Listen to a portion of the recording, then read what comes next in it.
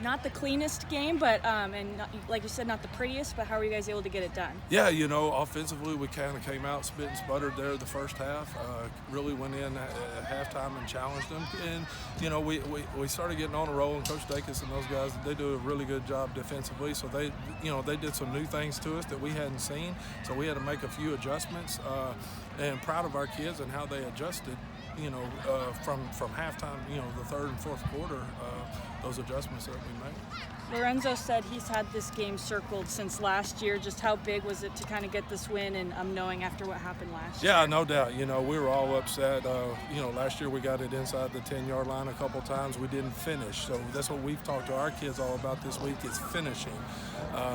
And we felt last year we let one slip away from us, how flat we came out in the first half. And so we put together a good second half tonight. Defense played their rear ends off. And very, very proud of those guys and our defensive staff because their quarterback and several of their wide receivers are really, really good. You kind of mentioned you guys didn't have the best first half, but it seemed like when opportunities arose, you guys really made the most of them when they gave it to you. Yeah, like I said, they did some different stuff to us defensively, so it took us, a little bit to figure it out. And once we got it figured out, and we got the balls, when we got the ball into our playmakers' hands, that's when our offense starts clicking.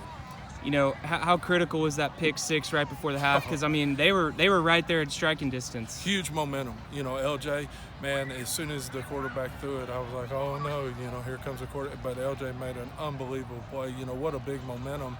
Really kind of changed the momentum of how the game was going. What kind of player is he for you guys and just what he brings to y'all's team? Yeah, he's a leader. He's a 4-year starter on our team, and we've got a couple of those. Those guys have been starting for us since they were freshmen. And he's a two-way player, plays on all of our special teams, and, we lean on those guys to make plays. I think you guys are 2-0 for the first time since 2017, if my math was right. Just what does this start, hopefully mean for you guys as y'all start getting into the thick of things? Yeah, and I talk to our guys about the 1-0 mentality. I know it's a cliche, but it's a 1-0 mentality every week when we come to work.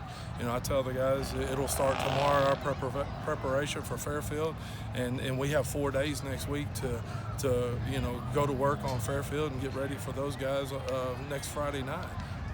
But yes, most definitely it will be easier for those guys to come to video in the morning and to show up on Labor Day at 8 o'clock in the morning when most people are going to be sleeping in. What does a gritty win like this hopefully do for your team going forward? Yeah. We have a tough district. We have Conley, Salado, Gatesville, Robinson, and all those guys. Conley's got some of the top athletes in the state of Texas. So, I schedule Navasota, Fairfield, Columbus, Livingston. I have those teams in my non-district to get me ready for district play because our district is one of the top ones.